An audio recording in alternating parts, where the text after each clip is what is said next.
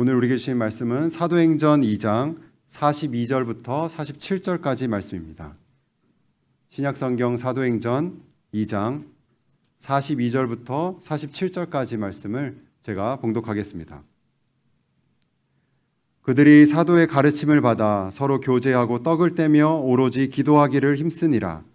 사람마다 두려워하는데 사도들로 말미암아 기사와 표적이 많이 나타나니 믿는 사람들이 다 함께 있어 모든 물건을 서로 통용하고 또 재산과 소유를 팔아 각 사람의 필요를 따라 나눠주며 날마다 마음을 같이하며 성전에 모이기를 힘쓰고 집에서 떡을 떼며 기쁨과 순전한 마음으로 음식을 먹고 하나님을 찬미하며 또 온 백성에게 칭송을 받으니 주께서 구원받는 사람을 날마다 더하게 하시니라. 아멘. 반갑습니다, 여러분. 네. 지난 5월 첫 주에 잠깐 여러분 뵙고 또 한 달 만에 다시 여러분 뵙게 됐는데 한 3개월 정도 제가 떠나서 나 자신 돌아보면서 또 기도하면서 또 다윗교회 건축 이후에 사역을 또 구상하면서 그런 시간을 보내다 왔습니다. 제가 떠날 때는 군대 입대하는 병사처럼 머리를 짧게 깎고 있었는데 3개월 지나니까 다시 또 이렇게 길어졌어요.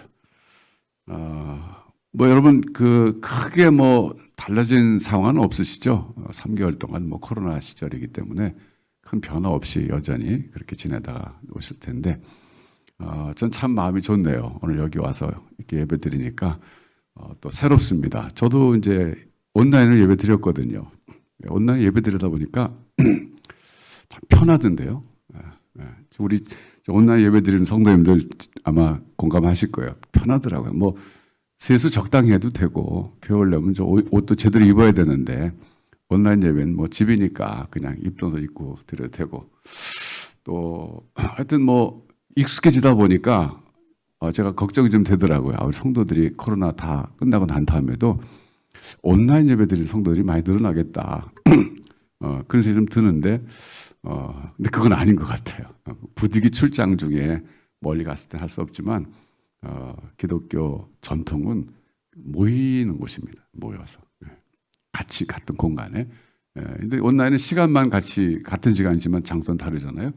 그렇지만 그거 완전히 옛날처럼 현장 예배로 다 돌아서기 좀 어려울 것 같아요. 현실은 현실이니까.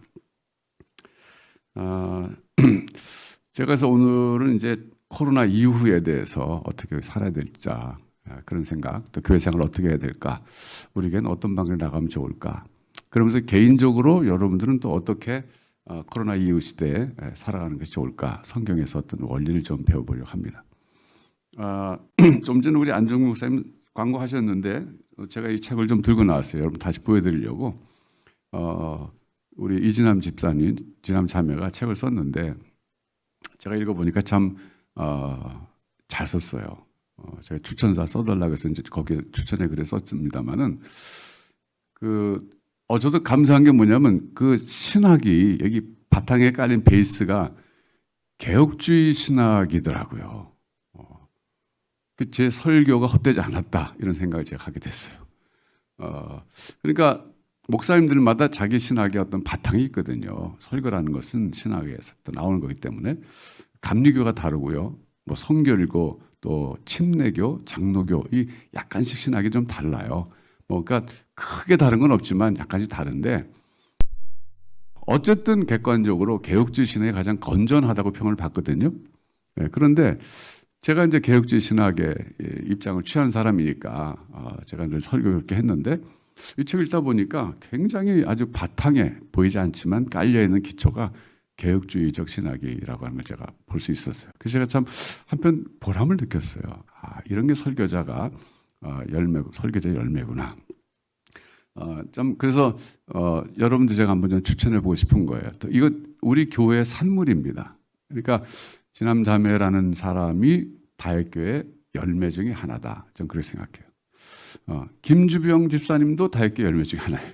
제가 잊을 수가 없어요. 처음에 오셨을 때 오늘 여기 현장 예배 못 오셨지만 주로 오시는데 김주병 집사님도 제가 옆에서 한 10여 년 이렇게 같이 지내다 보니까 굉장히 이렇게 성장하는 게 좀 보이고, 그래서 하나님의 은혜가 임하신 분이구나 그런 생각하게 되는데, 뭐 그 밖에도 우리 교회 열매가 많죠. 뭐 최창원 목사님 가정만 해도 우리 교회 열매고, 최원호 집사님 가정도 그렇고, 우리 교회 안 생겼으면 장가도 못 갈 사람들인데 다 이렇게 장가가고, 그래서 우리 교회 열매들이 많은데 그 중에 우리 지남 자매의 책이 열매다 그 생각이 들어요. 그래서 여러분도 반가우실 거예요. 한번 사서 읽어보시면서 주변에 좀 권하시면 읽는 사람들이 좀 도움 될 것 같아요.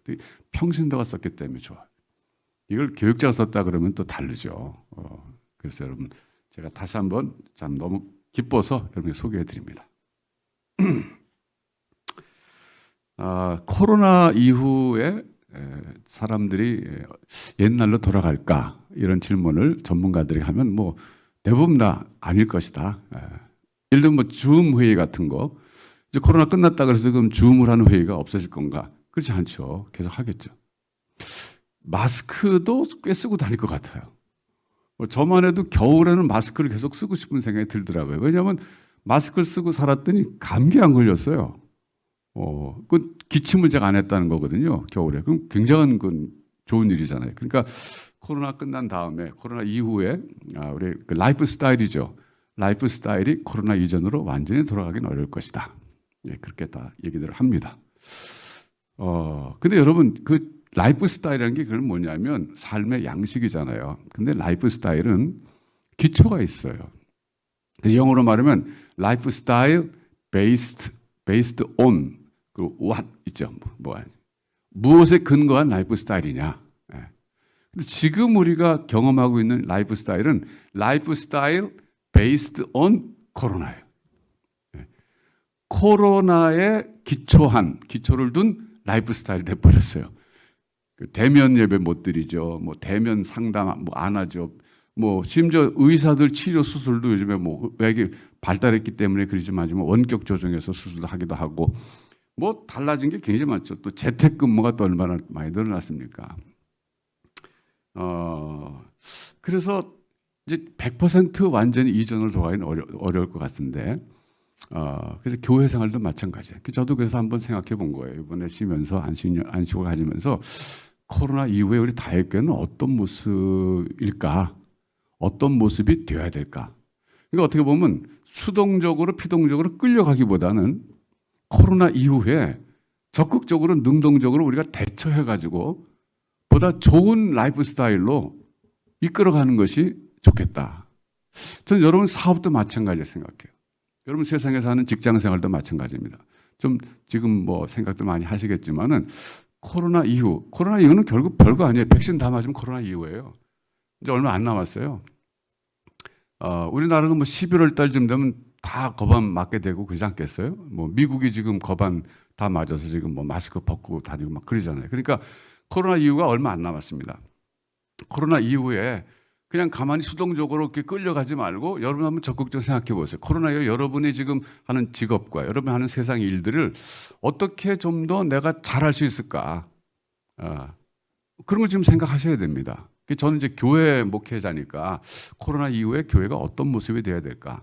이런 생각을 해보게 된 거죠. 그래서 오늘 설교 제목을 코로나 이후에 다육교회를 생각해 본다. 이렇게 한번 잡아봤어요. 그래서 오늘만 설교하는 게 아니라 제가 오늘과 또 다음 주 정도까지는 좀 해야 될 것 같아요. 내용으로 볼 때. 제가 오늘 그 본문으로 소개해드린 사도행전 2장 42절부터 47절은요. 그 초대교회 생활의 모습이에요. 이것은 원형에 가깝습니다. 그러니까 오고는 모든 교회가 아무리 시대가 많이 변하고 그래도 이 생활 모습, 초대교회 생활 모습은 유지해야 된다 그런 얘기예요. 그러니까 가장 기본이 되는 거죠. 그래서 결국 우리 교회가 앞으로 이제 예배당 짓고 코로나 이후가 된다 할지라도 우리 다육교회 기본적인 그 생활은 이 사도행전 2장 42절부터 47절에 나타난 이 모습을 유지해야 된다. 그건 뭐 결론이에요. 결론. 근데 한번 여기 잠깐 들여다보면 말이죠. 42절에 보면 사도의 가르침을 받아 그랬어요. 사도의 가르침을 받는다는 것은 교회 안에서 설교와 성경 공부가 풍성했다 그런 뜻이에요. 두 번째는 서로 교제했다. 서로 교제했다는 것은 코이노니아죠. 펠로십이죠. 교제라는 것은 뭐 만나서 서로 반갑게 얘기하는 정도가 아니라 서로 신앙 성장을 위해서 사랑으로 돌봐주는 것, 이런 것들을 성도의 교제라고 말합니다. 이걸 좀 더 신학적으로는 성령의 교통하심이라는 말을 쓰고 있는데, 우리는 사실 그리스도의 몸을 이루는 각 지체들로서 다 교통하고 있다는 그런 뜻이에요. 예, 그걸 좀 더 구체적으로 생활 속에서 표현하는 것이 교제라는 말이죠. 예. 어쨌든 교제가 있었어요. 그 다음에 세 번째는 떡을 떼며, 떡을 떼, 이건 성만찬입니다. 교회에는 반드시 성만찬이 행해져야 된다 이거예요. 성만찬뿐만 아니라 세례까지 포함해서 예전이죠. 이런 것이 있어야 된다. 그 다음에는 오로지 기도하기를 힘썼다. 이것은 뭐 꼭 기도라 그러지만 예배까지 포함된 거예요. 근데 이것만이 다가 아니라 43절부터 47절을 좀 더 읽어보면요. 특별히 44절에 보면 믿는 사람이 다 함께 있어 모든 물건을 서로 통용하고 또 재산과 소유를 팔아 각 사람의 필요를 따라 나눠주며, 이게 펠로우십의 구체적인 내용입니다. 성도가 교제하는 게 뭔가? 서로 돌아보고 그때 당시 물질이 좀 필요한 사람은 먹을 걸 좀 주고, 중요한 건 기본적인 의식주가 결핍된 사람에게는 교회가, 성도가 무조건 도와줘야 된다, 그런 얘기. 제가 전에 말했지만 사업 자금을 빌려달라, 이거는 아니에요. 이건 내가 원하면 할 수도 있고 원하지 않으면 안 할 수도 있어요. 근데 옆에 있는 성도가 굶어 죽어가고 있어요. 이건 무조건 도와줘야 된다, 그런 얘기. 그게 펠로우십이에요. 구체적인 펠로우십의 한 형태죠. 그 다음에 46절에 날마다 마음을 같이하여 성전에 모이기를 힘쓰고, 이거는 예배죠, 모여서. 또 떡을 떼며, 이건 또 성만찬이에요. 기쁨과 순전한 마음으로 음식을 먹고, 이것도 애찬식이고, 그 다음에 하나님을 찬미하며, 이것도 예배죠. 온 백성에게 칭송을 받으니, 이게 중요한 말이에요, 사실. 온 백성에게 칭송을 받았다는 것은요, 이 초대교회 성도들이 교회 안에서만 잘 산 게 아니라 교회 밖에서 잘 살았다, 그런 얘기예요. 저는 앞으로 우리가 다윗교회가 내곡동 이사 가서 새롭게 살면서, 새롭게 신앙생활하면서 그 지역에서 칭찬을 받을 뿐만 아니라 사회적으로도 칭찬받는 교회가 돼야 되겠다. 네. 그렇게 생각해요. 그리고 개인적으로 다윗교회가 칭찬받는 방법은 뭐냐면요, 교회적으로도 뭐 칭찬받는 일을 할 수 있죠. 예를 들면 뭐 다의 학교를 한다든가, 뭐 그 이주민 자녀들 교육시키는 거니까 사실 칭찬받을 만한 일이죠. 근데 그런 것뿐만 아니라 여러분, 한 사람 한 사람이 세상 속에서 일터에서 같이 일하는 직원들, 동료들뿐만 아니라 거래처 사람들에게까지도 칭찬받는 사람들이 될 때 다윗교회가 칭찬받는 교회가 될 수 있어요. 저는 이게 굉장히 앞으로 중요한 우리의 숙제라고 생각합니다. 여러분 한번 생각해 보세요. 여러분 지금 세상에서 뭐 여러분 속한 직장이나 여러분 일터나 여러분 삶의 터전에서 주변 사람들에게 솔직히 생각해 보세요. 답은 뭐 저한테 얘기할 필요 없어요. 칭찬받는 분입니까? 기피형 인물입니까? 100m 앞에 나타나면 피하고 싶은 사람이에요? 아니면 칭찬받는 사람이에요? 칭찬받는 삶을 사셔야 됩니다. 그게 주님의 제자의 올바른 사회생활의 태도라고 할 수 있어요. 자, 그래서 오늘 이제 제가 오늘 서론부터 이제 결론을 말씀드리는 건데, 코로나 이후에 다윗교회는요, 오늘 사도행전 2장 42절부터 47절까지 나타나는 이 모습을 원용으로 삼아가지고 오늘에 적용해 가면서 이런 모습을 띄우는 그런 교회가 돼야 된다, 그런 얘기. 예. 자, 그럼 저 구체적으로 한번 또 얘기를 시작해 보겠습니다. 이제 코로나 이후에는 당연히 우리는 새로운 예배당에서 예배드리겠죠. 생각만 해도 참 기분 좋아요. YMCA에서 정말 나올 수밖에 없었던 그 일이 이제 까마득하게 옛날 일로 이제 기억이 되지만 그 당시 굉장히 황당했었어요. 전혀 딴 데 갈 생각 없이 그냥 여기가 좋사오니 그러고 거기서 우리 예배드리고 다의 학교하고 지냈었는데, 여러분 아시다시피 그렇게 YMCA를 매각해버렸잖아요. 재단에서. 그래서 나오게 됐는데, 사실 그런 과정에서 제 개인적인 그런 그 경험입니다. 시간이 가면서 저는 하나님의 어떤 숨겨진 손길을 느꼈어요. 그러니까 이거는 뭐 어떤 뭐 논리나 이성 그런 게 아니에요. 이거는 그냥 어떻게 보면 영적 필링이라 그럴까? 그런 게 있어요. 여러분, 우리는 전부 영적인 존재라서 하나님과 이렇게 교제하면서 살잖아요. 하나님이 일하실 때 어떤 그런 말로는 설명할 수 없지만 영적인 어떤 필링이 있어요. 하나님이 지금 왜 이렇게 하시나, 나를. 하나님 우리 교회를 왜 이렇게 하시나. 명확하게 지금 이유는 모르지만 그래도 어렴풋이나마 어떤 영적인 필링이 있어요. 여러분도 그런 경험하셨을 거예요.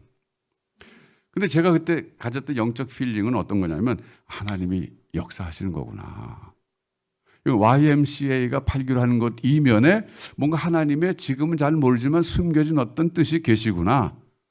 이런 생각을 했어요. 왜냐하면 그 근거가 뭐냐면 전혀 우리는 예배당 짓고자 하는 소위 욕심이 없었거든요. 그때 당시 없었잖아요. 우리 뭐 여기 답답하니까 우리 좀 번듯한 예배당 짓고 좀 보란듯 해보자. 이런 생각 우리 하나도 갖고 있지 않았어요. 왜? 엄두도 안 났을 뿐만 아니라 그럴 필요를 못 느꼈거든요. 왜 서울시내 예배당 많은데 또 하나 예배당이 지어져야 되나. 예, 이런 생각이 있었거든요. 저도. 근데 세를 얻으려고 다녔지만 아시다시피 세를 얻을 수가 없었어요. 그 지역 너무 비싸서. 예.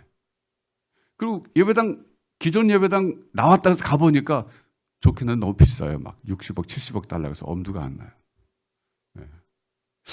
뭐 그러다가 이거 하나님 뭘 원하시는가? 그러다가 하나님께서 점점 인도에 가시는데 그 과정에서 느낀 것은 하나님이 우리에게 예배당을 주시려고 그러시는 거구나. 이거 영적 필링이 더 강해지더라고요.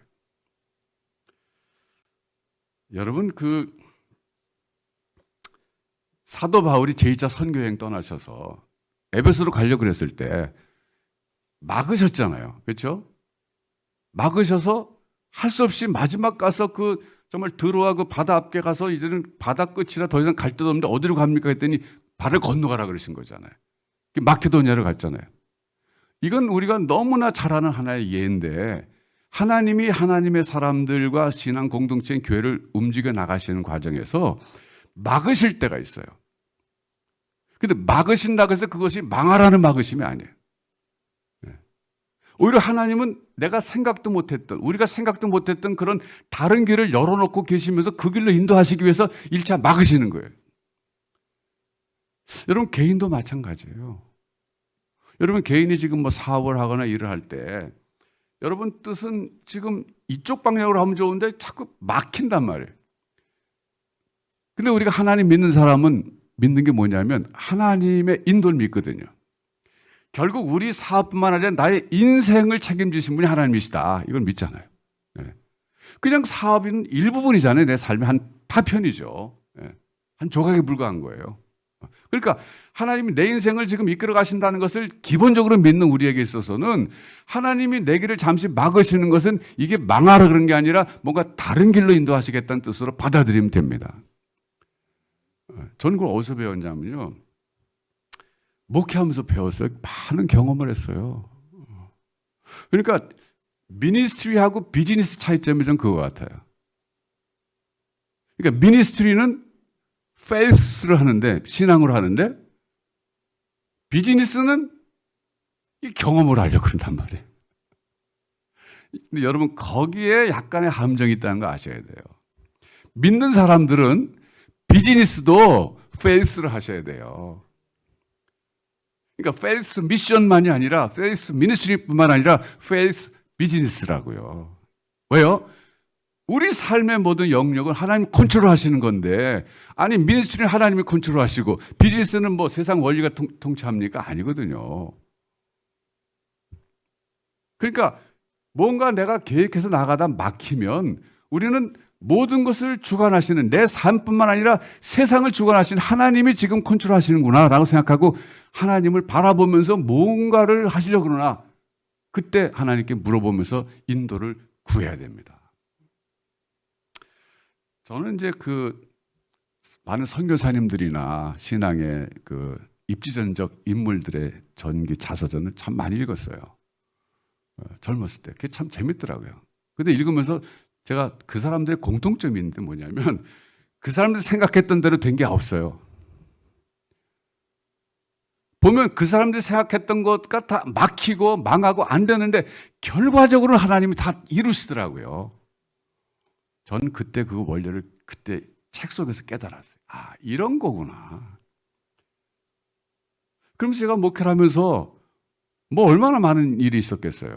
뭐 뜻대로 안 되고. 근데 그럴 때마다 저는 생각하는 게, 아, 내 길과 하나님의 길은 다르구나. 내 생각과 하나님의 생각은 다르구나. 하늘이 땅보다 높음 같이 하나님의 생각은 내 생각보다 높고, 내가 감히 도달할 수 없는 곳에 하나님이 계시면서 나를 인도하시는구나. 이렇게 생각하니까요, 편해져요. 여러분, 그래서 저는 그걸 내적 확신이라고 할 수 있어요. 여러분, 그 내적 확신에 대해서 좀 정리하셔야 돼요. 그러니까 예를 들면 이제 목회자를 부르실 때도 외적 소명과 내적 소명이 있어요. 이건 외적 소명이란 말을 확신을 바꿔도 괜찮아요. 그래서 외적 소명은 뭐냐면 교회 추천입니다. 아, 이 사람은 그동안 교회 생활을 한 거 보니까 정말 목회자 될 만한 사람이에요. 그럼 목사님 추천서 써주는 거예요. 외적 소명이 이게. 내적 소명은 뭐냐면 자기 개인의 확신이에요. 하나님 나를 부르신다. 근데 그건 아무도 몰라. 자기밖에 몰라요. 근데 재미난 건 말이죠. 외적 소명은 있는데 내적 소명이 없는 사람이 있어요. 저 사람 정말 신학교 가면 좋겠다. 근데 본인은 아무 생각이 없어요. 나는 아니에요. 네. 반대로 외적으로 보면 저 사람 신학교 가면 안 돼. 근데 본인은 막 충만한 사람이 있어요. 네. 이거는 뭐 사람 잘 몰라요. 쉽게 판단할 일이 아니에요. 인생을 살면서도 하나님의 인도에 대해서도 내적 확신이 있고 외적 확신이 있어요. 외적 확신은 뭐냐면 환경이에요. 환경이 나를 자꾸 쭉 인도해 가는 거예요. 근데 그러면서도 내 스스로 내적 확신이 있어야 돼요.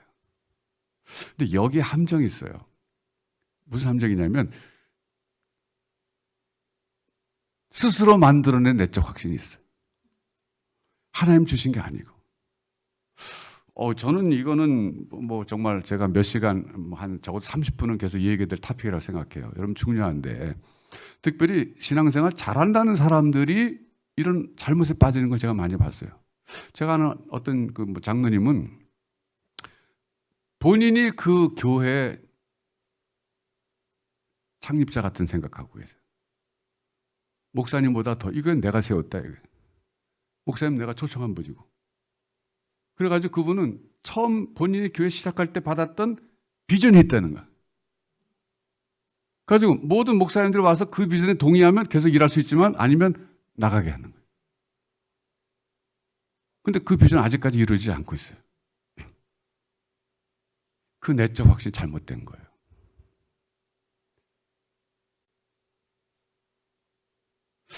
제가 더 깊이 있게 얘기하면 자꾸 개인사가 나올 것 같아서 더 이상 얘기 못하지만 제가 목회하면서 참 그런 걸 많이 봤어요, 여러분. 이 내적 확신이 중요하긴 하지만 거짓된 내적 확신이 있어요. 착각이 자기 욕심. 자기 욕심이 투영된 내적 확신. 이거 잘못된 거예요. 자, 여러분, 그래서 어쨌든 저는 이제 다윗교회가 코로나 이후에는 이게 예배당 새로 만들어져서 새로운 곳에 생활하게 된다. 이런 생각을 하면서 그러면 거기서 어떻게 될 것인가? 예배를 좀 새롭게 하고 싶어요. 예배. 그러니까 지금은 우리가 10시에 한 번만 드리지만은 그때는 이제 9시, 11시 더 필요하면 새벽 7시쯤 아침 7시 예배도 있을 수 있고. 그리고 오후에는 중국어 예배를 드리게 될 거예요. 여러분 이제 중국어 예배는 딴 게 아니라 박태현 목사님이나 이제 또 중국 사가던 목사님들이 오셔서 쉽게 말하면 우리 교회를 렌트해 드리는 거예요. 우리가 빌려 드리는 거예요. 그러니까 우리 교회랑은 사실 법적으로는 어떤 관계가 없어요. 그냥 예배당 우리가 오후에 안 쓰니까 예배당을 빌려 드리면 그분들이 그냥 거기서 중국 예배 드리는 거예요. 중국 유학생들 전도하기 위해서. 저는 이제 미국에서 살다 왔기 때문에 이게 익숙해요. 처음에 한인교회가 만들어질 때 예배당이 없었잖아요, 미국에. 미국 사람이 하는 교회만 있었거든요. 그러니까 미국 사람이 11시에 예배 드리면 우리는 1시나 2시에 그 빌려가지고 거기서 예배 드리는 거예요. 그러면 두 교회는 아무 관계가 없어요. 법적인 관계가 없어요. 다만 그냥 협력할 게 있으면 협력하는 거죠. 한 달에 렌트비는 1,000불 주고, 또 좀 비싼 데는 몇천 불 주고 그러지. 그냥 그게 다예요. 앞으로 우리 그 중국 예배가 법적으로는 그런 관계예요, 여러분. 복잡하게 생각할 거 하나도 없어요. 그냥 우리가 예배당 오후에 빌려드리는 거예요. 예. 한 달에 얼마씩 받을 거냐? 못 받죠. 왜냐면 그 교회가 예배당 질 때 우리에게 돈을 무상으로 빌려줬잖아요. 무이자로. 언제 갚아라 소리도 안 하고. 그냥 그게 이제 렌트비가 되는 것 같아요, 보면. 그렇지만 그 일 자체가 중요한 일이니까 우리 협력하고 싶다 이거죠. 예. 중국 학생들 전도하는 거니까. 어쨌든 그래서 새로운 예배당에서는 이제 그런 변화가 좀 있을 것 같기도 해요. 벌써 시간이 많이 갔기 때문에 조금 빨리 하고 10분만 더 하고 끝내야 되겠네, 오늘. 다음에 맞아 하고요. 두 번째로 제가 생각하는 다윗교회 코로나 이후의 모습은요, 개인의 신앙 성숙을 지향하는 교회로 가고 싶어요. 제가 5월 첫째 주에 와서 여러분 신앙 진단 사역에 대해서 제가 관심이 있다, 더 연구해서 적용해 보고 싶다 말씀드렸는데, 이걸 좀 한번 꽃을 피우고 열매를 맺어서 좀 보고 싶어요. 자, 여러분 그 골로새서 1장 28절 29절 한번 보겠습니다. 성경 좀 여기 보여주세요.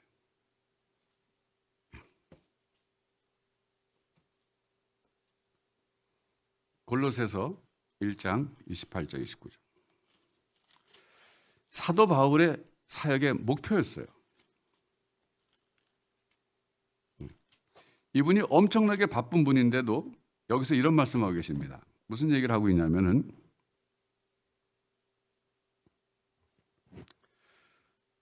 우리가 그를 전파하여 그다음에 각 사람을, 이 각 사람은요 개인을 말하는 개인, 각 사람을 권하고 모든 지혜로 각 사람을 가르침은 각 사람을 그리스도 안에서 완전한 자로 세우려 함이니. 그랬어요.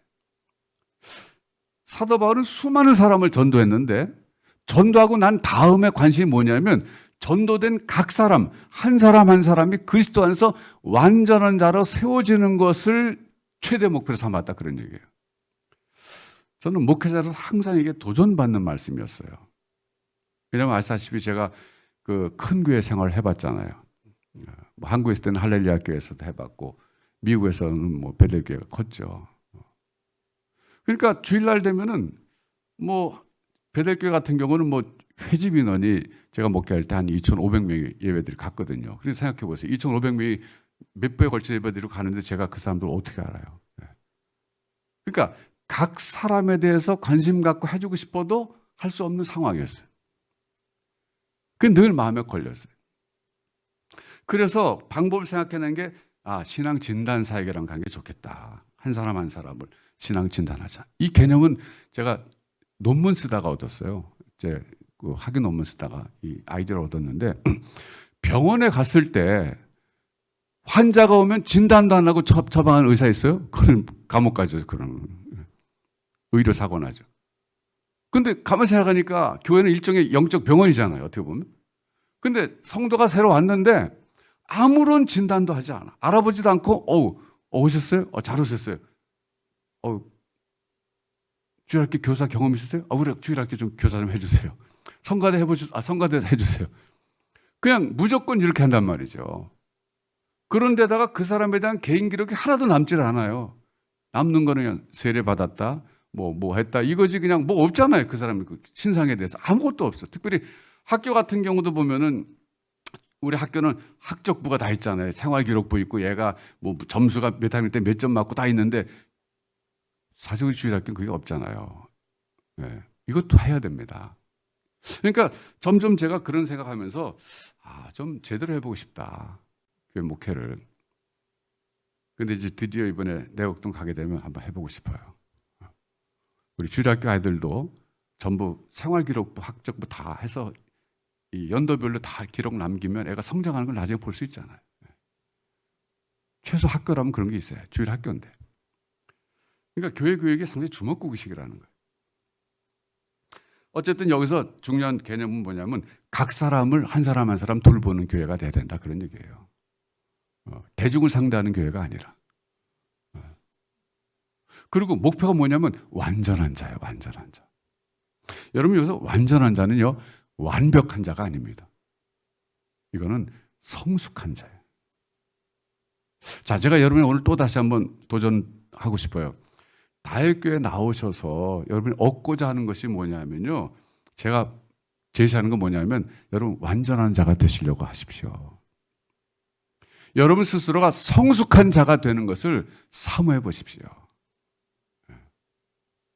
왜냐하면요, 성숙한 사람이 행복한 인생을 살아요. 예. 제가 지금 뭐 시간이 없다 보니까 다 이거 내용을 못 하겠고 좀 줄여서 할게요. 에릭 에릭슨이라고 하는 사회 심리학자가 있거든요. 유명한 사람이에요. 근데 그 사람 이론이 뭐냐면요, 사람의 인생 주기를 8단계로 나눴어요. 8단계로. 그래서 연령별을 나눠놨는데 65세 이상이 65세가 끝이에요. 제가 끝에 지금 머물러 있는데 이 사람이 얘기하는 뭐냐면 65세가 됐을 때 사람이 두 종류로 나눠진다는 거예요. 하나는 뭐냐면 만족해하는 사람. 아, 난 인생 잘 살았다. 또 한 사람은 불만스러운 사람. 난 인생 헛살았다. 그런데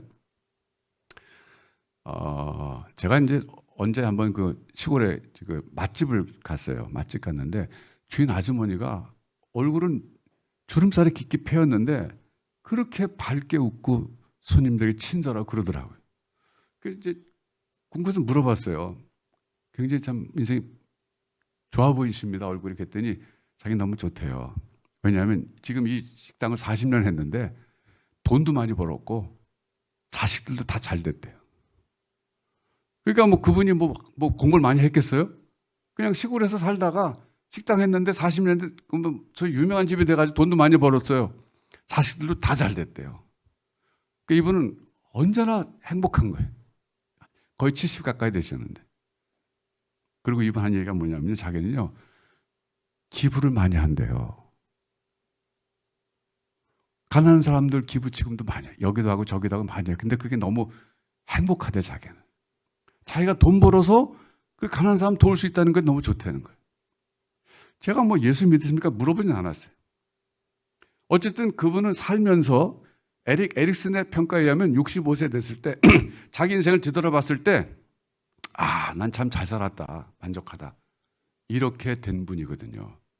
사실 그런 사람이 성숙한 인생을 산 사람이에요. 네. 뭐 성숙한 사람의 어떤 특징을 뭐 제가 좀 자세히 설명할 수도 있어요. 뭐 이 손가락 갖고 얘기할 수 있죠. 참 제가 손가락에 지금 이게 로마서 쓰다가 관절염이 걸렸어요. 아, 제가 참 겸손하게 돼요, 이제. 여기 열심히 정성껏 쓰다 보니까 로마서 지금 얼마 쓰다 이게 너무 아파서 잠자다 깜짝깜짝 놀래요, 그래요. 지금 그 관절염 걸려. 여기. 로마서 못 쓰고 있어요. 너무 억울해, 지금. 나중에 다 쓰고 싶은데. 어쨌든 이게 이제 육체적 발달이고, 인지적 발달, 정서적 발달, 사회적 발달, 도덕적 발달이잖아요. 보통 교육 심리학에서 말하는 이 5가지가 온전히 발달한 사람이 성숙한 사람이에요. 육체적 발달이야 뭐 이거는 이건 발달에 있어서 무시해도 되는 거예요. 왜냐하면 육체적으로 핸디캡이 있는 사람이 그럼 성숙하지 못하냐? No way, 그렇진 않아요. 이게 가장 무시해도 되는 거예요. 그렇지만 그것도 중요한 거예요. 인지적 발달은 지적 발달이죠. 그래서 가장 중요한 것은요, 지식이 많은 사람이 아니에요. 하나님을 제대로 아는 사람이에요. 네. 정서적 발달은요, 자기 자존감이 높은 사람이에요. 쉽게 얘기하면. 이 사회적 발달은요, 타인의 관점을 수용하는 사람이에요. 동의하는 사람이 아니에요.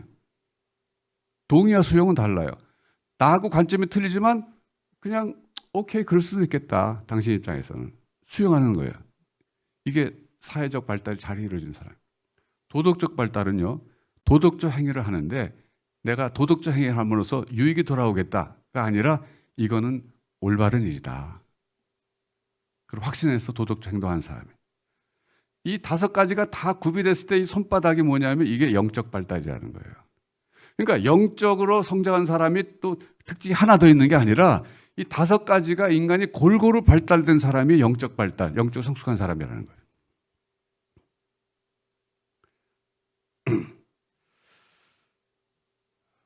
근데 여러분, 다육교회 나오시는 목적이 여러분이 물론 이제 기도해서 우리 당장 필요한 필요를 하나님 거 받는 것도 중요하지만 근본적으로는 여러분이 성숙한 인간이 되는 것을 원해서 나오셨으면 좋겠어요.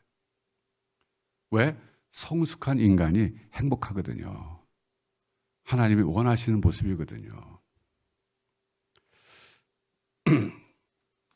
제가 오늘 아침에 차 타고 오는데 기독교 방송을 들었는데 임형주 씨, 파페라 가수인가요? 그분이 Amazing Grace를 부르더라고요. 예, 그걸 이제 영어로 부르는 걸 제가 들으면서 왔는데 거기 보면은 that saved the wretch like me 그런 게 있잖아요. 예, the wretch라는 그 단어. 제가 the wretched라는 이 단어를 찾아봤어요. 다시 한번 그랬더니 very bad, 아주 나쁜, 그리고 miserable 이런 뜻이 있어요. 근데 이 단어가요, 로마서 7장 24절에 나와요. 네, 사도 바울이 고백한 거예요. 로마서 여러분 쓰시면서 읽으셨을 거예요. 썼을 거예요. What a wretched man that I am. 오호라 나는 곤고한 사람이로다. 그냥 우리말은 그냥 공고한 사람이라고 번역했지만 이게 뭐냐면요, 아주 나쁜 사람이다 그런 뜻이에요. 아주 미저러블한 사람이다. 이 역설적인 것 같지만 기독교에서 말하는 성숙한 사람은요, 자기를 미저러블한 사람으로 봐요. The wretched man that I am 이런 얘기하는 거예요. 그게 역설적이잖아요. 저는 좀 사도 바울에 대해서 생각해 봤어요. 사도 바울이 그 말씀하실 뿐만 아니라 디모데전서 1장에서는요, 내가 죄인 중에 괴수란 말도 썼거든요. 근데 죄인 중에 괴수라는 말을 이분이 그냥 립 서비스로 썼을까요? 사람들에게 자기를 좀 낮춰 보여서 멋지게 보이려고 사실 내가 죄인 중에 괴수입니다 이랬을 것 같지는 않아요. 진심으로 자기를 죄인 중에 괴수라고 봤을 것 같아요. 근데 놀라운 것은요, 디모데전서 1장이 그게 말년의 기록이라는 거예요. 말년. 그때 그분이 나는 죄인 중에 괴수다라는 걸 쓰실 때 자신은 어떤 모습을 생각해 봤을까를 한번 생각해 봤어요. 우선 제가 떠오르는 건 뭐냐면요, 스데반이 죽을 때 옷을 맡았다 그러잖아요. 자기가 돌 던지는 사람들의 옷을 맡았다. 이건 뭐냐면 스데반 죽일 때 가담했다는 뜻이거든요. 그러면 그게 떠오를 때마다 사도 바울이 얼마나 자책했을까요? 몰라서 그랬지만 그때 얼마나 자기가 죄인이라고 생각했을까요?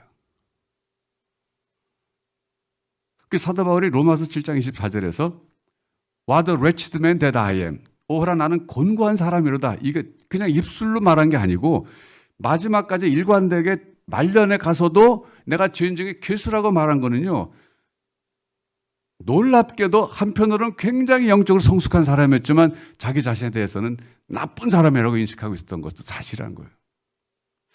제가 이번에 한 3개월 이제 안식일 가지면서 기도하면서 제 살아온 것도 뒤돌아보고 뭐 교회 사역도 보면서 이제 더 뒤돌아볼 때 참 회개할 것도 많더라고요. 제가 회개에 대해서 다시 생각하게 됐어요.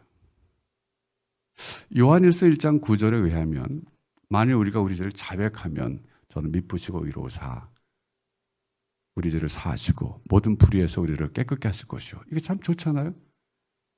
그런데 회개라는 것이 정말 어렵다는 걸 제가 깨달았어요. 회개가 정말 어렵구나. 왜 어려우냐면 회개라는 것은 내가 뭔가 잘못한 건데 그냥 잘못한 것을 내가 잘못했습니다 하나님께 반성하는 것으로 끝나는 게 아니잖아요. 반성이 끝이 아니잖아요. 회개를 잘못했다고 깨닫는 것은 회개의 시작일 뿐이에요. 회개의 완성은 내가 잘못한 것을 바로 잡는 것까지 가야 되는데 그게 얼마나 어렵은가를 제가 깨달았어요. 이제 주변에 이제 많은 그런 케이스지만 뭐 쉽게 예를 들어서 남에게 빚을 질 수 있잖아요. 우리가 돈을 빌렸어요. 내가 못 갚아요. 정말 미안해요. 근데 그 사람에 가서 내가 참 미안합니다. 못 갚아서. 이거는 그냥 시작일 뿐이에요. 진정한 회개는 그 사람에게 돈을 갚는 것까지 해야 돼요. 그렇잖아요. 마찬가지 내가 누군가를 아프게 만들었어요. 상처를 줬어요. 그럼 내가 하나님께 나가서 하나님 제가 잘못했습니다. 그게 끝이 아니라 그 사람의 아픈 것까지 치료해 줘야 되는데 이게 나의 능력 밖이잖아요. 회개라는 것이 정말 참 어렵구나. 그러니까 사도 바울 같은 경우도 스데반이 돌아가셨을 때 죽을 때 자기가 현장에서 참 이거 옳은 일이야. 지금 돌 던지는 사람들 저 올바른 행위야. 내가 오늘 맡아줄게. 마음껏 던져요. 이 역할을 했다는 거죠. 아마 평생 그게 사도 바울에게 괴롭힌 원인이 됐을 거예요. 베드로가 닭 울음소리 들을 때마다 괴로웠던 것처럼 아마도 사도 바울은 스데반이 죽어가면서 그 천사처럼 그 보였던 그 얼굴이 떠올 때마다 괴로웠을 거예요. 왜? 회개할 수 없잖아요. 죽은 스데반에 가서 어떻게 회개하겠어요? 하나님 제가 잘못했습니다. 그래도 그렇다고 스데반이 살아나지는 않잖아요. 여러분 이 영적으로 완전한 자가 성숙한 자가 결코 이게 완벽한 사람 아닙니다. 오히려 시간이 가면 갈수록 정말 자기의 그 죄성을 보고 자기의 그 죄의 연약함 그걸 보고 울고 괴로워하고 낙심하는 사람, 절망하는 사람이에요. 역설적으로. 그러니까 자기 자신에 대해서는 절망하기 때문에 사도 바울이 로마 7장 25절에서는 우리 주 예수 그리스도로 말미암아 하나님께 감사하리로다 이어지잖아요. 이게 복음의 비밀이에요, 여러분.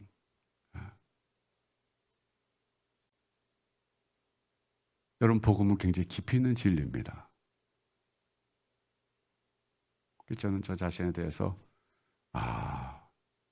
사도 바울만큼 나 자신의 죄성을 깊이 못 봤지만 제가 제 자신의 죄성을 보고 잘못한 걸 회개하면서 얼마나 참 회개가 힘들고 어려운가 이걸 새롭게 깨달았어요.